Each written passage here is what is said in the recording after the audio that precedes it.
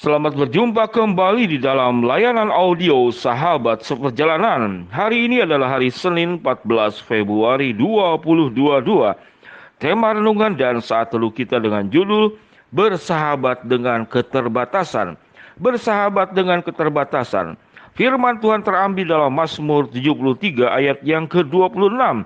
Demikian bunyi firman Tuhan, sekalipun dagingku dan hatiku habis lenyap, gunung batuku dan bagianku, tetaplah Allah selama-lamanya. Mari kita berdoa. Bapa yang di dalam surga, ketidakpuasan, ketidakbahagiaan, kekecewaan, kekhawatiran, ketakutan, dan segala perkara yang negatif sesungguhnya salah satu penyebabnya karena kami tidak mampu bersahabat dengan diri sendiri dan bersahabat dengan keterbatasan. Di dalam nama Tuhan Yesus kami berdoa. Amin.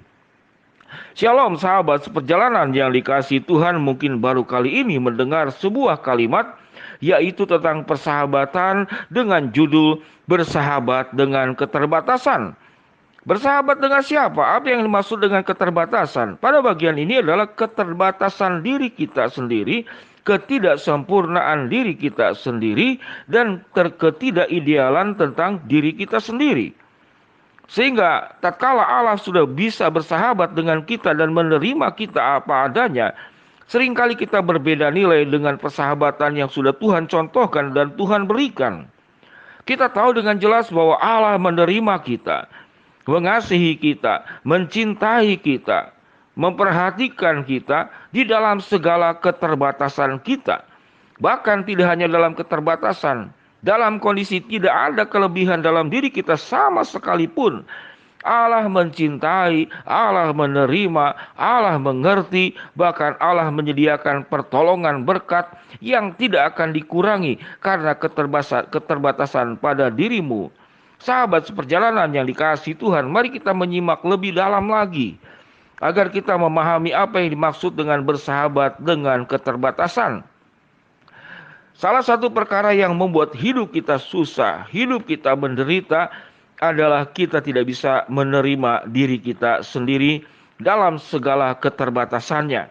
Buat anak remaja mungkin karena masalah fisik yang tidak menarik, mungkin karena kecerdasan tidak cerdas seperti orang lain.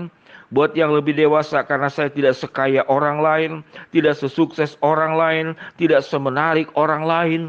Maka itu adalah keterbatasan-keterbatasan setelah kita berjuang dengan tanggung jawab yang sudah kita kerjakan, namun kita bertemu dengan yang namanya keterbatasan di dalam diri sendiri. Firman Tuhan mengajarkan bahwa kita tidak pernah diminta mengerjakan sesuatu yang di luar kesanggupan kita. Kalau kita sanggup satu, lakukan satu. Kalau sanggup dua, lakukan dua. Kalau sanggup lima, maka lakukanlah lima. Yang salah adalah kalau engkau diberikan satu, tidak melakukan satu. Engkau diberikan dua, tidak melakukan dua. Dan engkau diberikan lima, tidak melakukan lima.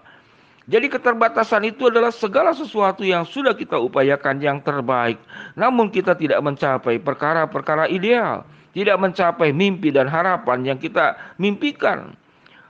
Sehingga kita kemudian menjadi memusuhi diri, menyalahkan diri, menghakimi diri, menilai diri, kemudian jadi seakan-akan begitu buruk diri kita, maka kita sedang tidak bersahabat dengan diri sendiri.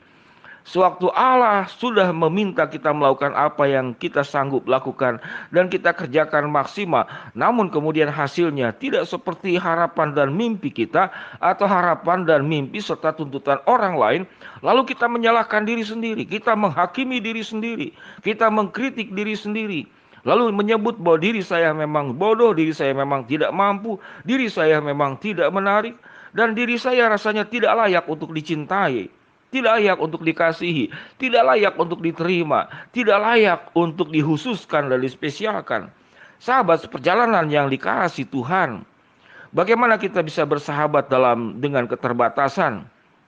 Hidup manusia memang itu dekat dengan keterbatasan. Kita terbatas, saya pribadi ada keterbatasan, sahabat seperjalanan ada keterbatasan. Belajarlah menerima keterbatasan itu sebagaimana Tuhan menerima kita. Kita diajarkan bagaimana mencintai Allah, mencintai sesama, dan diajarkan juga belajar mencintai, menerima dirimu sendiri. bersahabat dengan dirimu sendiri, berdamai dengan dirimu sendiri, menjadi belahan jiwa dengan dirimu sendiri. Sewaktu engkau bercakap-cakap dengan dirimu sendiri, jadilah sahabat buat dirimu sendiri. Di dalam segala hal, di dalam segala situasi, kalau kita tidak belajar mengerti diri sendiri, kalau kita tidak belajar empati dan simpati kepada diri sendiri, lalu kita berharap kepada siapa? Kita berharap kepada manusia, maka manusia itu adalah kelompok tuntutan. Dari terlahir kita dituntut oleh orang tua. Di sekolah kita dituntut oleh pihak sekolah. Dalam pergaulan kita dituntut oleh pergaulan dengan teman. Di dalam dunia kerja dituntut oleh perusahaan. Di dalam dunia bisnis dituntut oleh perjanjian. Di dalam dunia pendidikan dituntut oleh nilai yang harus kita capai dengan nilai tertentu. Sewaktu kita kemudian sudah beraktivitas menjalani segala kehidupan, namun ada kekurangan karena cacat, karena sakit dan segala sesuatu, lalu kita diberhentikan dalam komunitas tertentu, dalam aspek lain. Tatkala kita tidak punya kelebihan yang tidak bisa sumbangsikan lagi kepada komunitas, lalu kita digeser. Itulah dunia. Dunia itu identik atau sama dengan tuntutan.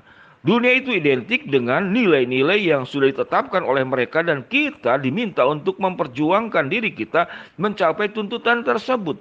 Kalau tidak mencapai, apa yang terjadi? Kita putus asa, kita kecewa, kita terluka, kita merasa tidak diperlukan.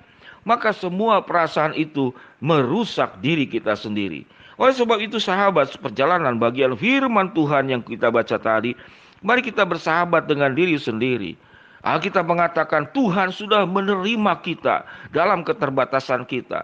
Pada saat dikatakan dalam firman Tuhan, sekalipun dagingku dan hatiku habis lenyap, gunung batu dan bagianku adalah Allah, tetaplah Allah selama-lamanya. Saya ulangi kembali Mazmur 73 ayat ke-26. Sekalipun dagingku dan hatiku habis lenyap, tidak ada lagi yang bisa kita banggakan. Kita sakit-sakit, tubuh kita habis lenyap, hati kita habis lenyap, tidak ada lagi yang rasa dibanggakan dalam diri, karena kita melakukan perbandingan dengan tuntutan dunia. Alkitab mengatakan gunung batuku dan bagianku tetaplah Allah selama-lamanya. Allah menerima kita, atau kita pernah berbuat dosa sedemikian buruk, berbuat kesalahan sedemikian parah, namun kita sudah menyatakan pertobatan di hadapan Tuhan, dan aku akan memulai sebuah kehidupan baru. Maka lupakanlah kejadian di masa lalu yang bisa membuat engkau frustasi, yang membuat engkau terpukul.